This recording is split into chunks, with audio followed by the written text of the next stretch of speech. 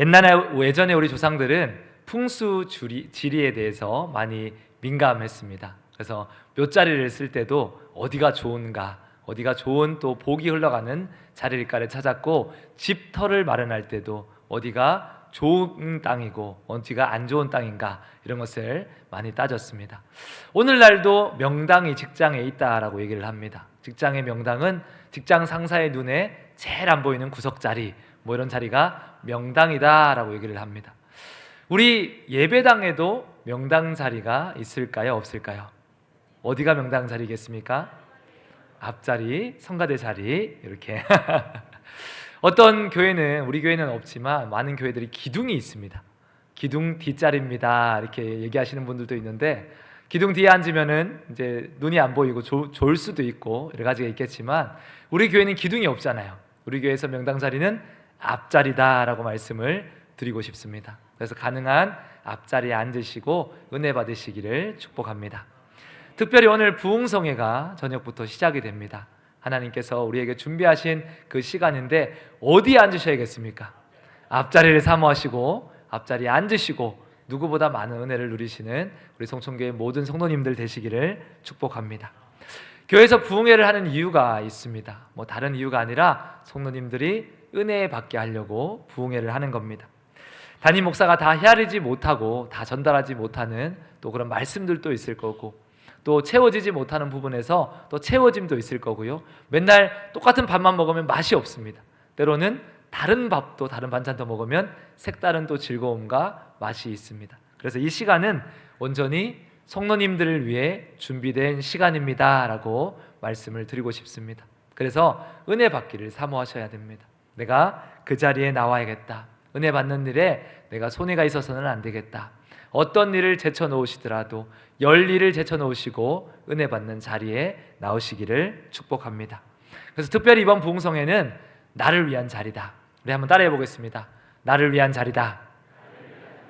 하나님께서 나를 위해 준비하셨습니다. 그래서 그 자리를 사모하시고 그 자리를 지키시기를 바랍니다. 부흥성회에 은혜 받으려면 어떻게 해야 합니까? 뭐 여러 가지 이야기가 있겠지만요, 방법은 아주 간단합니다. 첫 번째는 은혜 받기 위해서는 은혜의 자리에 참석하면 됩니다. 간단하시죠? 자리에 앉아 계시면 은혜가 임할 줄로 믿습니다. 마가복음 2장 1절에서 3절까지 말씀을 한번 보도록 하겠습니다. 다시 한번 읽겠습니다.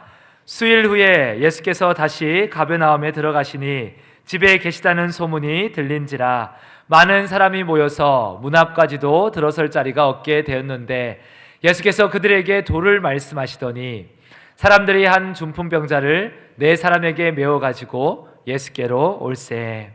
아멘. 가버나움에 예수님이 가셨습니다. 그리고 사람들에게 소문이 들려와요. 예수님이 가버나움으로 오셨습니다. 그리고 집에 계십니다 라는 소문을 듣고 사람들이 몰려들기 시작합니다. 몰려드는 사람들은 다 목적이 있었겠죠. 예수님이 필요한 사람들, 병든 자들, 마음이 상한 자들, 그런 자들이 내가 예수님을 만나면 고침받을 수 있겠다, 이런 사모함으로 그 집 안으로 몰려들기 시작했습니다. 처음에 한두 명이 왔겠죠. 똑똑똑, 예수님 제가 부탁이 있습니다. 그런데 뒤에 또 사람이 들어오고 또 사람들이 들어오고 계속 들어와서 얼마나 많이 들어왔느냐라고 보니까 문 앞까지도 들어설 자리가 없게 되었더라라고 얘기를 합니다. 집안이 가득 찬 거죠. 집 밖으로까지 사람들이 몰려들기 시작했습니다. 예수님이 의도하지 않았어요. 모여라, 너희들이 와라, 말씀을 들어라 라고 얘기한 것이 아닙니다. 그냥 예수께서 오셨습니다, 이 얘기를 듣고 자발적으로 사람들이 몰려들기 시작한 겁니다. 그 무리들을 보면서 예수님이 측은히 여기시고 그냥 보내신 것이 아니라 말씀을 가르치시고 선포하시고 고치시고 치료하시는 일들이 그 집 가운데서 일어나고 있습니다. 이런 부흥회가 시작이 된 겁니다. 그냥 의도치 않게 그곳에서 말씀 사경회가 시작이 된 겁니다. 얼마나 좋겠습니까? 누가 광고하지도 않고 오세요 오세요 말하지도 않았어요. 사람들이 그냥 한 명, 두 명 자발적으로 모여들어서 부흥성회가 시작이 된 겁니다. 오늘 저녁 집회 때 이런 놀라운 은혜가 있으시기를 축복합니다. 제가 조금 강조할 거지만 강조하지 않아도 오셔서 예수님 만나러 오시기를 바랍니다. 그곳에서 사람들이 초롱초롱하게 예수님을 바라보고 있습니다. 예수님이 그들을 어떻게 그냥 지나갈 수 있었겠습니까? 안수하여 고치셨을 거고요. 말씀을 선포하시고 그 말씀을 듣고 깨닫고 회개하는 일들이 그 집 가운데서 일어나기 시작했습니다. 그 중에 한 명이 있었는데 그 사람이 누구냐면 중풍병에 걸린 사람이다 라고 얘기합니다. 육체적으로 죽어버린 사람이죠. 내 힘으로 걸을 수 없는 사람입니다. 아무것도 할 수 없는 그 사람이 친구들의 메고 그 자리에 와서 누워있다가 복음을 들은 거죠. 죄사함을 받았습니다. 그리고 말씀하십니다. 일어나 내 상을 가지고 가라 라고 말씀하시죠. 지금까지 누워있었던 그 자리에서 일어나서 그의 다리에 힘이 생기고 능력이 생기고 이전과의 다른 삶을 살기 시작했습니다. 예수 만나고 변화되었습니다. 이것을 통해 우리가 알 수 있는 게 있습니다. 예수님을 만나면 변합니다 라는 사실을 우리가 기억하시기를 축복합니다. 저도 어릴 때 교회 생각해보면 부흥회를 자주 우리 교회에서 진행을 했었습니다. 많이 할 때는 2번, 3번 또 하고요. 어떨 때는 1년에 2번 정도 부흥성회가 있었습니다. 부흥성회를 하면은 우리 어머니 권사님께서 예배를 늘 사모하셨는데 특별히 부흥성회를 사모하셨습니다. 그래서 강사 목사님이 오시면 뭐라도 좀 이렇게 대접을 하시려고 노력을 많이 하셨고 꼭 저에게 부흥성회는 때려 죽어도 가야 된다 이렇게 가르치셨어요. 그래서 무조건 부흥성회는 빠질 수가 없었습니다. 그리고 꼭 정장을 입히셨어요. 그래서 고등학교 때부터 청년 때까지 정장을 입고 넥타이를 하고 우리 요 자리에 제가 항상 앉아 있었습니다. 그게 목사님이 와서 이렇게 말씀을 증거하시잖아요. 부흥성회 목사님이 오셔서 말씀을 전하는데 새벽에도 제가 요 자리에 있습니다. 낮에도 있어요. 그때는 이제 낮 집회도 했었거든요. 그래서 오전 10시 집회가 있었고 저녁 7시 집회가 또 있었죠. 저녁에 오니까 또 그 자리에 그 청년이 정장을 입고 앉아 있는 거죠. 그게 목사님이 보시기에 희한했겠죠. 젊은 친구가 왜 저기서 저렇게 열심히 있을 거도 생각을 했을 거고요. 그리고 기특하게도 생각을 했을 겁니다. 항상 물어보셨어요. 전도사야? 이렇게 물어보셨어요. 아니요, 그냥 청년입니다. 이렇게 제가 얘기를 했었습니다. 목사님 보기에는 그냥 청년이 앉아 있으니까 더 기특한 거죠. 그래서 안수기도를 이렇게 한 번씩 해주는데 특별히 제가 안수기도를 세게 많이 받았던 것 같습니다. 앞자리에 앉아 있으니까 그때 이제 세게 안수기도를 해주시면서 기도하는 게 많은 기도에 이런 기도가 있었어요. 주의 종이 되게 하여 주시옵소서 이렇게 기도를 많이 하셨습니다. 속으로 얼마나 마음이 제가 심란하겠어요. 그 정도는 아닙니다. 제가 원해서 있는 게 아니에요. 뭐 이런 생각들이 들었지만 따로 뭐 반박하지는 못했습니다. 목사님께서 기도해 주시니까 그래도 아멘이라고 이야기를 했습니다. 그때 너무 안수를 세게 받은 것 같아요. 그때 너무 아멘을 제가 했던 것 같습니다. 그렇게 제가 볼 때는 부흥 강사 한 6분 정도에게 기도를 받고 주의 종이 되어야 한다라는 얘기를 이제 들었어요. 그때는 제가 그런 생각을 했습니다. 정장을 입고 있고 젊은 친구가 앞자리에 앉아 있으니까 목사님들이 이렇게 그냥 얘기하나 보다 이런 생각들을 했었습니다. 지금 돌이켜보면 그런 생각을 합니다. 그분들이 참 용했구나라는 생각을 합니다. 용한 분들이었던 것 같아요. 그런데 제가 그 자리에 앉아서 그런 은혜를 받으면서요, 하나님께서 굉장히 많은 또 경험들을 하게 하셨습니다. 억지로 앉아 있었던 자리였지만 어쨌든 그 자리에 앉아 있으니까 많은 은혜를 저에게 부어주셨고 응답도 주셨고 또 육신이 아플 때 회복되는 기적도 보여주셨고 이런 것들을 많이 경험하면서요, 돌이켜보니 하나님의 은혜였습니다 라고 얘기를 할 수밖에 없습니다. 우리 사랑하는 성도 여러분들께서 이렇게 은혜의 자리를 사모하시기를 축복합니다. 예수님을 만나면 인생이 변화됩니다. 예수님을 만나면 아무리 연약한 자라도요, 예수님께서 강하게 하시고 세우시고 변화시켜 주심을 믿으시기를 축복합니다. 아멘. 그래서 은혜를 받기 위해서는 간단하고 단순합니다. 은혜의 자리에 나오시면 됩니다. 예배의 자리를 사모하시면 됩니다. 특별히 오늘 저녁에 정장을 입으시고 여성분들은 깔끔하게 입으시고 앞자리에 앉으시다가 하나님의 놀라운 축복을 받으시고 목회자가 되시는 어떤 분들은 또 성부로서 하나님께 쓰임받는 은혜가 있으시기를, 또 누군가는 하나님이 귀히 쓰시는 놀라운 축복이 있으시기를 바랍니다. 그 자리를 사모하시고 나오시기를 정말로 바라고 소망합니다. 또 은혜를 아는 사람은요, 혼자 나오지 않습니다. 은혜를 아는 사람은 내 사랑하는 사람이 꼭 나오기를 원하고 바랍니다. 그래서 주변에 누군가가 믿음이 연약한 자들이 있다면 권면하여 함께 나오시기를 부탁을 드립니다. 중풍병자는 아무리 그가 은혜를 사모하였어도요, 그가 아무리 예수님을 만나고 싶어도 혼자서는 못 갑니다. 걸을 수가 없고 움직일 수가 없는 그는 누군가 권면해야지만, 누군가 자신을 들쳐매줘야 하지만, 누군가 자신을 들쳐매고 예수님 앞에 내어다 줘야지만 예수님을 만날 수가 있는 겁니다. 마찬가지입니다. 믿음이 연약한 자들은요, 스스로 작정할 수가 없습니다. 어떻게 내가 부흥성회를 가야겠다라는 생각을 하겠습니까? 내가 은혜의 자리에 가서 은혜 받아야지라는 생각 자체를 할 수가 없습니다. 누가 이끌어줘야 합니까? 믿음이 강한 자가, 기도하는 자가, 예수 그리스도를 은혜를 아는 자가 이끌어 주어야 합니다. 기도하기도 어렵습니다. 오늘 중풍병자는 친구들의 권면이 아니었다면, 그들의 강권적인 은혜가 아니었다면, 들쳐매매 은혜가 아니었다면 예수님을 만나는 일은 일어나지 않았을 겁니다. 저 얘기를 조금 더 해보도록 하겠습니다. 저는 이렇게 예배 나오는 것도 좀 힘들어하는 사람이었지만 중고등부 때 그래도 어머님에 따라서 대예배도 드리고 또 중고등부 학생부 예배도 드렸던 나름 성실한 신앙인이었습니다. 믿음이 크게 있었다라고는 얘기할 수는 없습니다. 근데 제가 그 중에서도 제일 하기 힘들고 버티기 힘들었던 게 1년에 2번 있는 수련회 가는 거였습니다. 수련회 가는 게 왜 이렇게 힘들었던지 몰라요. 힘든 곳에 말씀을 들어야 되고 예배도 드려야 되고 잠도 자야 되고 그 2박 3일의 공간 가운데 거기 갇혀 있어야 되는 게 저한테는 되게 괴로운 일이었습니다. 그래서 수련회 기간이 오면요, 제가 새벽 기도를 했습니다. 놀랍게도 새벽 기도를 가서 무슨 기도를 하냐, 주님, 이번 수련회만큼은 반드시 좀 빠지게 하여 주시옵소서. 무슨 일이 생길지라도 수련회를 좀 안 갔으면 좋겠습니다. 이런 기도를 제가 했습니다. 근데 한 번도 안 간 적은 없어요.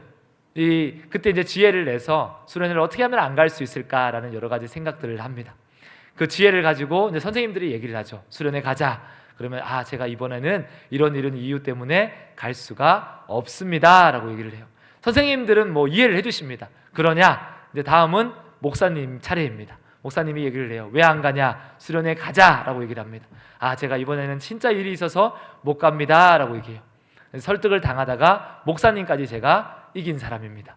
그리고 그날 저녁에 이제 승리의 기쁨을 맛보며 내일 수련회 안 가도 된다라고 즐거운 마음에 있는데 전화가 걸려옵니다. 사모님 전화가 걸려와요. 수련회 가야지라고 얘기를 합니다. 근데 저는 이제 수많은 핑계거리가 있으니까 이번에는 진짜로 제가 이거 꼭 해야 돼서 못 갑니다. 이야기를 실컷 하고 나서 이제 결론이 났어요. 그리고 나서 얘기하십니다. 그래도 가야지. 다시 이야기를 시작합니다. 제가 진짜로 이런 일을 얘기해서 못 갑니다. 그리고 또 말씀하십니다. 그래도 가야지 라고 얘기를 하세요. 아무리 얘기해도 소통이 안 됩니다. 우리 사모님이 그런 분이셨어요. 소통이 안 돼서 제가 포기하고 수련회를 가야겠다. 울면서 수련회를 한 6년 정도 다녔습니다. 울면서 갔더니 하나님이 기쁘시게 보셨던 것 같아요. 은혜를 많이 부어주셨습니다. 가기 싫은 수련회를 갔는데 제 마음이 어떻겠어요? 도망가고 싶고 좀 떠나고 싶은 마음이 늘 있었던 것 같아요. 근데 흰돌산 수련회만 갔는데 거기는 도망갈 데가 없습니다. 가보신 분들은 알겠지만 다 산입니다. 산밖에 없어요. 걸어서 도망 달릴 수 있는 공간이 아닙니다. 놀 데도 없습니다. 어디 짱박혀서 숨을 데도 없어요. 그런 곳에 가서 그래도 마음이 맞는 친구라도 한 명 있었으면, 좀 저처럼 날라리 신자라도 좀 있었으면 좋을 텐데 그때는 다 은혜에 충만한 친구들밖에 없었어요. 예배하고 기도하고 막 말씀 듣고 사모하는 친구들이 다 이렇게 둘러앉아가지고 저를 이상한 눈으로 이렇게 보는 거죠. 쟤는 왜 저럴까? 이런 눈으로 보는 그런 환경 속에서 제가 자랐습니다. 힘들었겠죠. 굉장히 힘들었습니다. 그래도 위안이 되는 건 저보다 믿음이 조금 안 되는 친구가 한두 명이 있었어요. 누구 친구 따라오고 또 신앙이 연약한데 엄마한테 맞아서 오고 이런 친구들이 간혹 한두 명이 있었습니다. 걔들을 보면서 제가 위안을 삼았어요. 쟤들보다는 내가 낫다. 근데 어느 날 둘째 날 저녁 집회 때였는데 이제 목사님께서 말씀을 뜨겁게 얘기해 주시고 회개의 메시지를 전해 주셨습니다. 그리고 이렇게 선포하셨어요. 여기 있는 사람들 중에 혹시라도 내가 죄를 지었거나 하나님 앞에 정말로 부끄러운 모습이 있는 사람들은 다 앞에 나와라. 그리고 몇 대 맞을지 얘기해라. 이렇게 얘기를 하셨어요. 그래서 제가 그런 생각을 했죠. 20세기에 누가 목사님께 죄 지었다고 나와가지고 회초리를 때리는 데가 어딨냐? 라고 생각을 했는데 놀라운 일을 제가 경험을 합니다. 매 맞으려고 선착순으로 뛰어가는 사람 본 적 있으십니까? 저는 그때 눈이 이상한 그들을 봤습니다. 눈이 이상하더라고요. 뛰어가서 매를 맞는 그런 현장을 보고, 그때 제가 좀 깔보았던 그 친구, 저 친구는 나보다 믿음이 못한 친구다 라고 생각했던 그 친구가요, 거기 뛰어나가서 강대상 붙잡고 매를 맞으면서 하나님 살려주세요 라고 소리치고 있더라고요. 그런 놀라운 경험을 제가 또 그곳에서 하게 되었습니다. 그 자리에서 경험을 하면서요, 처음에는 무지하게 힘들었습니다. 수련회 좀 안 가게 해주세요 라고 얼마나 기도했는지 모릅니다. 매년마다 그게 너무나도 곤욕스럽고 고통스러운 일이었습니다.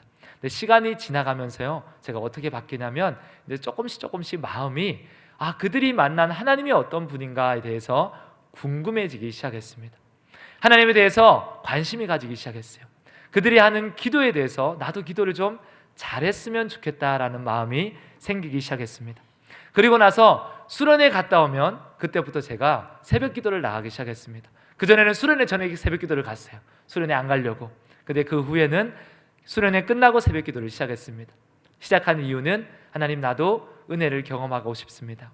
나도 성령 체험하고 싶고 나도 기도하기를 원합니다. 그렇게 제 마음이 바뀌더라고요. 그리고 은혜 받기 시작했습니다. 누군가 저를 강권하여 그 자리에 데리고 가지 않았다면, 누군가 저에게 너 수련회 가라고 얘기하지 않았다면, 누군가 저에게 부흥성의 앞자리에 앉아라 라고 강권하지 않았다면 어쩌면 제가 은혜의 자리에 있어야 될지 몰랐을 수도 있습니다. 그때 누렸던 그 은혜가 없었다면 지금 이 자리에 세워지지 못할 수도 또한 있을 겁니다. 그런데 정말로 저를 위해 기도해 주는 많은 분들이 있었던 것 같아요. 그리고 저의 영을 위해서 권면해 주는 많은 사람들이 있었습니다. 그래서 은혜의 자리에 있을 수 있었고, 은혜의 자리 가운데서 은혜를 누구보다 많이 받을 수 있었던 것 같습니다. 오늘 중풍병자는요, 친구들의 얘기를 들었을 때 사실 가기 싫었을지 않았을까라고 생각을 해봅니다. 왜냐하면 그의 모습이 얼마나 초라합니까? 얼마나 부끄럽습니까? 누워있는 사람이잖아요. 아무것도 할 수 없는 사람이잖아요. 그때 예수님 앞에 친구들이 들고 메어가서 예수님 앞에 내어놓는다고 생각해 봅시다. 사람들이 그를 다 쳐다보겠죠. 유대인의 전통적인 생각은요, 병들면 죄가 있는 겁니다. 저 사람이 무슨 죄를 지었길래 저런 큰 형벌을 받는가, 그런 시선들을 그가 견뎌야 했습니다. 그래서 안 간다고 얘기했을 것 같아요. 나는 절대로 안 갈 거다. 나는 절대로 그곳에 가서 수치스러움을 당할 수가 없다. 친구들이 권면을 했을 겁니다. 가보자. 한 번만 가보자. 거기 가니까 병자들이 고침 받는다더라. 안진뱅이가 일어난다더라. 눈먼 자들이 눈을 뜬다더라. 치유의 역사가 일어난다더라. 너도 가서 한 번만 예수님을 만나보자 라고 강권했을 겁니다. 그리고 들쳐맺고 나아온 거죠. 기도의 자리, 예배의 자리, 부흥회의 자리, 수련회의 자리, 예수님을 만나는 그 자리로 나아왔습니다. 어떤 일이 일어났습니까? 만나자마자 그의 놀라운 은혜가 임하기 시작했습니다. 그 안에 있는 모든 죄책감이 다 사라지고 사함을 받았습니다. 지금까지 움직일 수 없었던 중풍병자는 일어나 걷기 시작했습니다. 예수님을 만나기 전과 만난 이후에 그의 모든 삶은 완전히 달라짐을 경험했습니다. 앞에 있는 제가 증인입니다. 끌려와도 은혜가 있습니다, 여러분. 아무 생각 없이 강권적으로 앉아 있어도 은혜는 임합니다. 특별히 어디에 앉으셔야 됩니까? 끌려오신 분들은 앞자리를 추천드립니다. 부흥 강사님이 유심히 보시고 그에게 기도하시고 놀라운 은혜가 있을 줄로 믿습니다. 못 이기는 척 혹시라도 내가 부흥성에 한 번도 오시지 않았거나 저녁 예배에 오시지 않기로 작정하신 분들은 다시 나오시기를 축복합니다. 그리고 끌려와도 은혜가 있다면 우리 가족 중에 하나님을 알지 못하거나 아니면 아직 믿음이 연약한 자들에게 권면해 주시기를 부탁을 드립니다. 한 번만 가보자. 한 번만 예배 드려보자. 하나님을 만나보자. 은혜를 누려보자. 오늘 한 번만 가면 내일은 귀찮게 안 할게. 그 한 번에 우리는 목숨을 거는 겁니다. 하나님, 오늘 이 한 번에 이 영혼을 만나 주시고 이 한 번에 이 영혼을 변화시켜 주시고 내가 강권하지 않아도 내일 또 가자라고 얘기할 수 있는 은혜가 있게 하여 주시옵소서. 그렇게 권면하시고 함께 나오시는 은혜가 있으시기를 축복합니다. 그들이 그렇게 함께 갑니다. 중풍병자를 메어 들고 친구들이 함께 길을 떠납니다. 그러나 은혜 받는 것이 결코 쉬운 일만은 아닙니다. 그 자리에 있으면 은혜를 주시지만 우리가 은혜 받는 것을 제일 싫어하는 존재가 한 명이 있습니다. 성은 마시오, 이름은 귀시오. 그 친구가 우리 은혜 받는 것을 어떻게든 방해합니다. 마가복음 2장 4절 말씀입니다. 그들이 어떤 어려움을 만났는지 함께 말씀을 보겠습니다. 무리들 때문에 예수께 데려갈 수 없으므로 그 계신 곳에 지붕을 뜯어 구멍을 내고 중풍병자가 누운 상을 달아내리니. 아멘. 기쁜 마음으로 데려갔을 겁니다. 이 친구가 결단을 했을 거 아니에요. 그래, 한번 가보자. 예수님을 한번 만나보자. 무슨 말씀을 하는지 한번 들어보자 라는 마음으로 갑니다. 가는데 문 앞에서 이제 걸린 거죠. 수많은 무리들이 그들이 방해를 하고 있습니다. 방해 아닌 방해가 된 거죠. 비켜달라고 부탁을 했을 겁니다. 우리 이 친구가 걸을 수가 없습니다. 예수님을 꼭 만나야 되는데 좀 길을 비켜주시면 좋겠습니다. 근데 비켜줄 사람이 어디에 있습니까? 나도 예수님을 만나서 고침을 받아야 되는데, 나도 상한 자인데, 나도 아픈데 순서를 기다리세요 얘기했거나, 아유 내가 더 급합니다 라고 사람들이 이야기를 했었을 겁니다. 거기 모여있는 사람들도 다 성숙함의 사람들이 아니었으니까 아마 중풍병자가 마음에 상처가 있을 수도 있습니다. 함께 갔던 그들이 마음이 어떻게 하지? 이제 우리가 할 수 없겠구나라는 생각들이 들 수도 있을 겁니다. 우리가 은혜 받으려고 작정하면요, 시험이 얼마나 많이 찾아오는지 모릅니다. 수련회 때 은혜 끝나고 막 은혜 받았어요. 사람들과 관계가 끼어지고 다툴 일이 생깁니다. 부흥에 오려고 작정하잖아요. 회사에서 전화 옵니다. 특근하세요라고 얘기합니다. 부부싸움이 시작돼요. 그러지 않던 사람들이 갑자기 말을 띠껍게 하기 시작합니다. 마음이 상해서 예배의 자리에 나오지 못하거나, 관계 때문에 나오지 못하거나, 상황 때문에 나오지 못하거나, 굉장히 많은 여러 가지 일들이 일어나게 됩니다. 아마 친구들도 고민했을 겁니다. 야, 우리 어떻게 해야 되냐? 중풍병자가 이렇게 얘기했을 수도 있어요. 너희는 최선을 다했으니까 우리 이제 그만 돌아가자. 오늘은 날이 아닌가 보다. 사람들이 이렇게 많이 있고 이렇게 많은 사람들이 비켜주지 않는데 우리가 어떻게 예수님을 만날 수가 있겠느냐라고 생각을 했을 겁니다. 그러나 그들은 포기하지 않았습니다. 이 4명의 사람들이 선택한 것이 무엇입니까? 지붕을 뜯는 일이었어요. 상식을 초월하는 일입니다. 야, 우리 지붕이라도 뜯어서 중풍병자인 친구가 예수님을 만나게 하자. 그들이 그렇게 이야기를 하고 있습니다. 여러 사람들의 시선보다 예수님께 혼나는 것보다 더 중요한 것은 중풍병자를 살리는 일이었습니다. 중풍병자를 예수님께 데리고 가는 일이었습니다. 은혜의 자리를 지키는 것이 그들에게는 훨씬 더 소중했기에 지붕을 뜯는 일을 감당하고 있습니다. 우리에게 많은 방해가 있을지라도요, 은혜의 가치를 아는 사람은 은혜의 자리에 나옵니다. 구원의 가치를 아는 사람은 그 구원의 기쁨을 누리러 예배의 자리에 나오게 됩니다. 예수님을 만나는 것이 얼마나 큰 축복인지를 아는 사람은 그 자리를 누구보다 사모하는 자요, 그 믿음의 자리에 나오는 자입니다. 예수님을 만나는 것을 포기하지 않으시기를 부탁을 드립니다. 작정을 할지라도, 어려움이 찾아올지라도 우리는 비용을 지불할 각오를 해야 합니다. 그것이 바로 지붕을 뜯는 믿음입니다. 지붕을 뜯는 일에는요, 에너지가 듭니다. 집 주인에게 손해배상 청구를 당할지도 몰라요. 우리 집이 얼마나 비싼데 이 집을 뜯었냐? 돈을 어마어마하게 물질의 손해가 날 수도 있을 겁니다. 사람들이 얼마나 째려보겠습니까? 그 집회 현장 가운데 집을 뜯고 소란을 일으키는데 사람들이 수군거리는 소리를 들어야 할지도 모릅니다.